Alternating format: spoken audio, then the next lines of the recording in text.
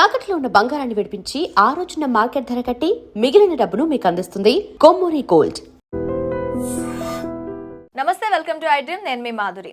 Graduation complete చేసిన తర్వాత ఎలాంటి ఉద్యోగ అవకాశాలు ఉన్నాయి డీటెయిల్గా చెప్పడానికి మనతో పాటు ఉన్నారు రామ్మోహన్ ఎమ్మెల్యే గారు, retired chief manager of Indian bank. తనని అడిగి డీటెయిల్గా తెలుసుకుందాం. Hello sir. డిగ్రీ తర్వాత చాలా మంది ఎక్కువగా ఆలోచించేది ఏంటి అంటే ఉద్యోగాలు ఎత్తుక్కోవాలి. అది మనకి స్కిల్ బేస్డ్ డిగ్రీ కానివ్వండి, లేదు అంటే ఒక ఆర్ట్స్ స్టూడెంట్స్ కానివ్వండి, డిఫరెంట్గా చూస్తారు. వీళ్ళకి కామన్గా ఉండే జాబ్స్ ఏంటి సార్ మొత్తం అందరికీ కలిపి? రైట్ అమ్మా, టు బిగిన్ విత్ మాధురి, మీకు ఐ డ్రీమ్ ప్రేక్షకులకి మై గుడ్ విషెస్. మనకి పట్ట అని ఒక పదం ఉంది, పట్టభద్రుడు అని ఇంకొక పదం ఉంది, భద్ర గజము అని ఇంకొక పదం ఉంది. భద్ర గజము రాయల్ ఎలిఫెంట్. ఓకే. పట్ట అంటే ల్యాండ్ పట్ట, అవును, అంటే టైటిల్ డెంట్ని పట్ట అంటాము, పట్టాభూముల. పట్టభద్రుడు అంటే ఇంగ్లీష్లో డిగ్రీ గ్రాడ్యుయేట్స్. నేను చాలామందిని అడుగుతుంటాను మీ క్వాలిఫికేషన్ ఏంటి అని నేను సెషన్స్ చెప్పేటప్పుడు. డిగ్రీ సార్ అంటారు. ఇది కంప్లీట్ కమ్యూనికేషన్ కాదు అని నేను చాలాసార్లు చెప్పాల్సి వస్తుంది. బోలెడ్ డిగ్రీస్ ఉన్నాయి. Which degree you should specify without making the other person to put the question repeat. A degree అంటే మళ్ళీ అప్పటికి కూడా కంప్లీట్ ఆన్సర్ రాదు. బీఏ అంటాడు, బీఏలో బోల్డ్ గ్రూప్స్ ఉన్నాయి. బీఎస్సీ అంటారు, దాంట్లో బోల్డ్ గ్రూప్స్ ఉంటాయి. So that is relating to a communication skill. అది పక్కన పెడితే ఇప్పుడు మనం గ్రాడ్యుయేట్స్కి ఏమి అవకాశాలు ఉన్నాయంటే 80 to 90% of the educated class are graduates. 80 to 90% when I say intermediate తర్వాత చదివిన వాళ్ళల్లో, బిగినింగ్ నుంచి మొత్తం తీసుకుంటే కాదు, మొత్తము యువతలో తీసుకుంటే graduates may not exceed around 15 to 20%. Because we have seen school drop outs, all those thing అవన్నీ తీసేస్తే పైకి వెళ్ళిన కొద్దీ అప్ హిల్ టాస్క్ అని మనకు ఇంగ్లీష్లో ఒక ఫ్రేజు, HUT హట్, గుడిసె కాదు, అప్ హిల్ టాస్క్. ఎంతెంత పైకి పోతే కొండ ఎక్కుతున్నాం కాబట్టి కొండ ఎక్కే ముందు అలా అలసిపోయి 9th క్లాస్లో కొంతమంది కొండతో కంపేర్ చేసుకుంటే, ఓకే, 10th కొంతమంది, ఇంటర్లో కొంతమంది, ఇంకా కూడా ఆక్సిజన్ తగ్గుతుంటుంది పైకి వెళ్తా కొద్ది కొండ మీద. ఇక్కడ యువర్ కోపింగ్, అకాడమిక్ కోపింగ్ తగ్గుతుంటుంది కనుక it is not easy. Inter చేసిన తర్వాత ఇప్పుడు కొంచెం బెటర్ అయింది. ఇంటర్కు డిగ్రీకి there is a academic link కొంచెం ఉంది. నేను గత సెషన్లో చెప్పినట్టు 10th ఇంటర్కి ఆ గ్యాప్ ఎక్కువ ఉంది. అవును, ఇంటర్లోనే బోలెడు సిలబస్ ఉంది కాబట్టి డిగ్రీ చేయడం it's not easy with the intermediate background. కానీ విత్ ఎస్ఎస్సి బ్యాక్గ్రౌండ్ ఇంటర్లో సక్సీడ్ అవ్వడం కష్టము. That is my observation. People have to decide for themselves. Then డిగ్రీకి వచ్చినప్పుడు ప్రధానంగా there are 2 kinds of graduation courses. One is professional, other is non-professional. Or in other words, one is technical, other is not technical. మనం మామూలుగా ట్రెడిషనల్గా చేసే traditional degree courses what we say BA, BSc, BCom. ఆ తర్వాత join అయినవి LLB, లా కూడా post graduate course degree తర్వాతనే అవుతుంది, డిగ్రీలో లేదు. కానీ అఫ్లేట్ ఇప్పుడు కొత్త హైబ్రిడ్ కోర్సెస్ ఆర్ కొత్త టైప్ ఆఫ్ కోర్సెస్లో మనకి IIIT, నాట్ IIT, IIT కాదు, IIIT we have it Basara. 10th class తర్వాతనే ఇంటిగ్రేటెడ్ బీటెక్ కోర్స్ ఉంది 5 years. ఓకే. ఇంటర్ తర్వాత అయితే inter 2 years plus 4 years degree 6 years అవుతుంది ఇంజనీరింగ్కి. 10th తర్వాత స్ట్రేట్ అవే 5 years కోర్స్ ఇంజనీరింగ్. చూడండి the kind of new things that have built up. అంటే వాళ్ళకి ఎంసెట్లు కానీ ఇవి కానీ ఏమీ ఉండవు, direct exactly they may conduct their own entrance examination subject to that. 10th కాగానే 5 years అట్లుంది. అలాగే ఇంటర్ అయిన తర్వాత you can do law in Nalsar, national law universities అనేసి మనకి షామర్పేటలో ఉంది. ఇంటర్మీడియట్ తర్వాత 5 years ఇంటిగ్రేటెడ్ కోర్స్ ఉంది. ఇంటర్ తర్వాత స్ట్రేట్ అవే లా. ఇవన్నీ professional courses or technical courses. వాళ్ళకి ఉద్యోగంతో పనిలా, పేడ్ ఎంప్లాయ్మెంట్తో పని లేదు. చిన్నదో పెద్దదో దే కెన్ ప్రాక్టీస్తోని దే కెన్ ఎర్న్ మినిమం. ఇది పేరు వచ్చిన కొద్దీ they may earn much more also.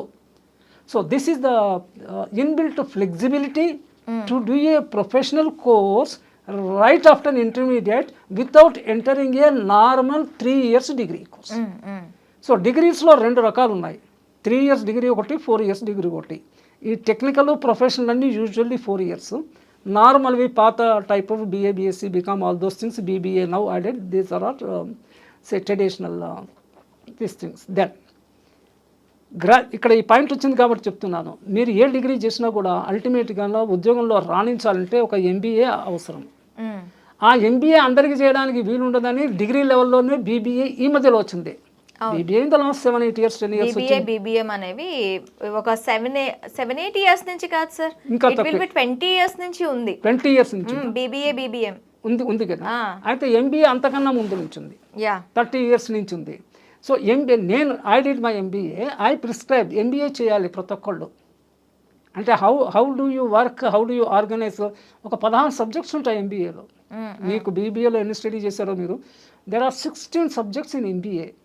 అంటే he will be a perfect manager to manage the affairs of the position whatever. ఏ కంపెనీలో ఏది చేసినా కూడా మేనేజ్ చేయడానికి అతనికి MBA చదివిన వాడికి అడ్వాంటేజ్ ఉంటుంది చదవని వాడికన్నా.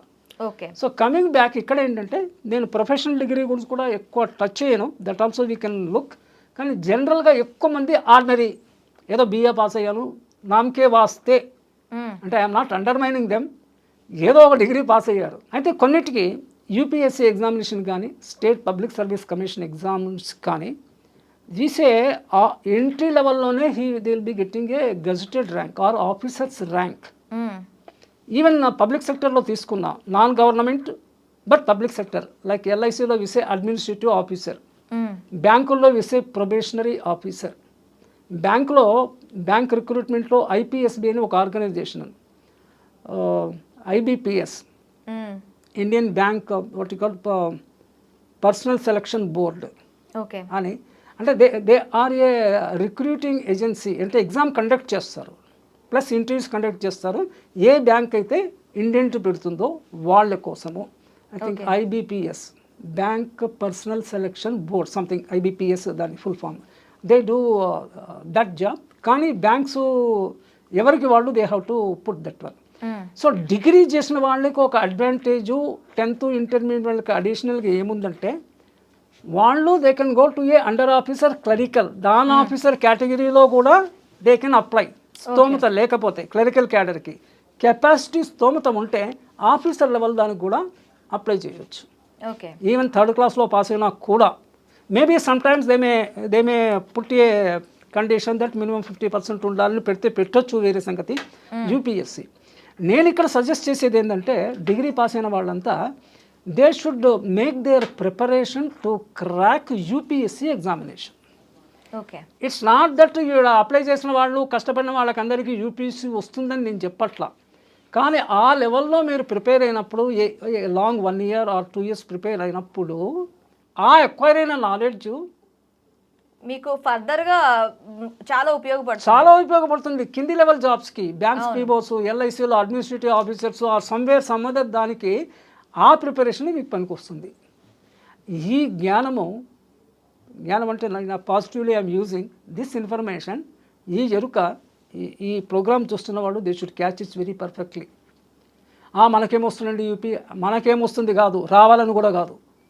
But the syllabus is so strong, so tough that you get to know everything.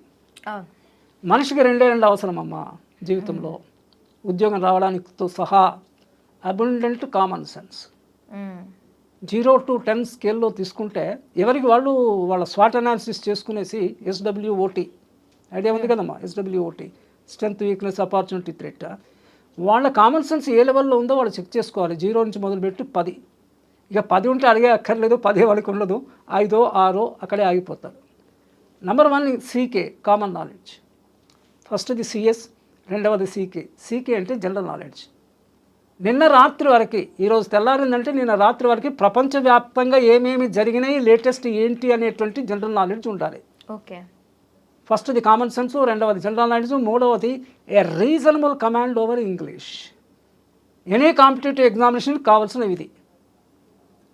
Then reasonable logical sense and quick at calculation. కొన్ని పరీక్షల్లో ఈ రోజుల్లో క్యాలిక్యులేటర్స్ అలో చేస్తున్నారు, కొన్ని పరీక్షల్లో అలో చెయ్యరు. అరిథమెటిక్ యాక్యురసీ ఉండాలి. ఎనీ కాంపిటేటివ్ ఎగ్జామినేషన్లో రెండు ఇంపార్టెంట్ విషయాలు, ఒకటి స్పీడు, రెండవది యాక్యురసీ. రెండవది first accuracy first, followed by speed. నేను స్పీడ్గా చేస్తా, సగం తప్పులు చేస్తా అంటే దెర్ ఇస్ నో యూస్.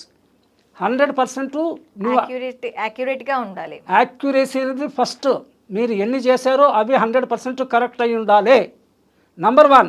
ఇంకొక 5 నిమిషాలు టైం ఇస్తే ఇంకో 1,00,000 మంది చేస్తారు అవి. Then there counts the speed. ఇది నిరంతర సాధనతోనే సాధ్యము. సో డిగ్రీ అయిన తర్వాత మీరు నెక్స్ట్ పీజీ చేసినా చేయకపోయినా, పీజీ చేస్తే ఓకే, చేయకపోతే ఒక 1 ఇయర్ బ్రేక్ తీసుకునేసి ఈ యూపీఎస్సీ లెవెల్, యూపీఎస్సీతో పాటు different competitive examinations for the entry level officer పొజిషన్కి మీరు ప్రిపేర్ అయితే, అది దొరక్కపోతే క్లరికల్ క్యాడర్ పోస్టులు అవలీలుగా దొరుకుతాయి. Okay. So this is the thing అమ్మా. సో గ్రాడ్యుయేట్ అనేది ఒక కలికి తురాయి అంటాం మనము తెలుగులో. కలికి తురాయి. మనకి అన్ఫార్చునేట్గా మదర్ టంగ్లో కూడా అంత గొప్ప ప్రావీణ్యం ఉండట్లేదు ఎవరికి. కొన్ని పాత పదాలు వాడితే కొత్త వాళ్ళకి తెలియకుండా పోతుంది. కొన్ని తెలుగు వర్డ్స్ మాట్లాడుతున్నప్పుడు అది తెలుగే మాట్లాడావా అన్న సందేహం కూడా వస్తుంది. మనం ఇంగ్లీష్లో ఫెదర్ ఇన్ ద క్యాప్ అంటాము. అందుకే పట్టా అన్నారు, ఒక పట్టా ఇచ్చారు. ఇంటర్మీడియట్లో పట్టా ఇవ్వట్లా, డిగ్రీలోనే పట్టా ఇస్తున్నారు. మనం పీజీ అంటే స్నాతకోత్తర పట్టభద్రులు అంటాము. ఉత్తర అంటే లేటర్ అనేసి, స్నాతకము అంటే గ్రాడ్యుయేషన్ అయిన తర్వాత వచ్చేది స్నాతకోత్తర పట్టభద్రుత్వము. డిగ్రీ వస్తే పట్టభద్రుడు, అదొక feather in the cap. I'm a graduate, that's more than anything. అయితే అమెరికాలో హయ్యర్ ఎడ్యుకేషన్కి పోవాలంటే they don't recognise the 3 years degree. 4 years degree ఉంటేనే అక్కడ ఎంఎస్ కోర్సులో ప్రవేశం వస్తుంది. ఇక్కడ 3 years చేసిన వాళ్ళు ఆ గ్యాప్లో 1 year some other thing they do. PG diplomas 1 year yeah. So అల్టిమేట్గా 4 years ఆఫ్ క్లాస్ ఇంటర్ తర్వాత +2 తర్వాత 4 years ఇక్కడ కంప్లీట్ చేస్తేనే అక్కడ ఇది. అక్కడ డిగ్రీ చేస్తే కూడా అక్కడంతా 4 years. అంటే ఏ కంట్రీకి సరిపడా ఈక్వలెంట్ సిస్టము ఇక్కడి నుంచి ఏ దేశం నుంచి వెళ్తున్నారో వాడు they need to fulfil that one. So graduates దేశంలో చాలా తక్కువ మంది ఉన్నారు కనుక గ్రాడ్యుయేట్ అయిన వాడు he has to pat his back. వేరే వాడు శభాష్ ఇచ్చినా ఇవ్వకపోయినా కూడా వీళ్ళకి వేరే they have to pat. But it's a considerable achievement. మన ఇంత పెద్ద జనాభా ఉన్న దేశము, we're number 1 populous country in the world as of now, beating China. మన దగ్గర ఏమన్నా ఏముంది మీ దగ్గర అంటే మా దగ్గర జనమే ఉన్నారు. కానీ మనకు what we're lacking is that ఈ ఉన్న జనాల్ని మొత్తం అందరినీ కనుక ఎడ్యుకేటెడ్ అండ్ స్కిల్ చేస్తే కనుక we will be number 1 in all aspects. అక్కడ వీఆర్ ఫాలోయింగ్ షార్ట్ అని, that is again my personal.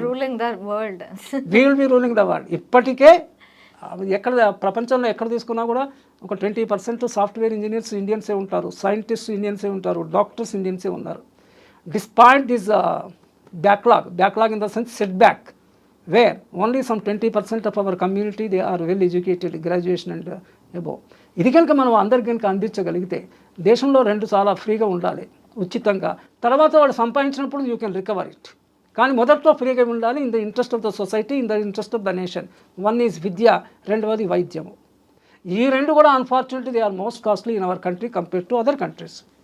So this one. So my motivation and inspiration to all the graduate students, those who are watching this program and their parents. So మీరు graduate అంటే మీరు ఒక మీరు ధ్వజం పాతినట్టే, success is yours. Thank you sir, thank you very much.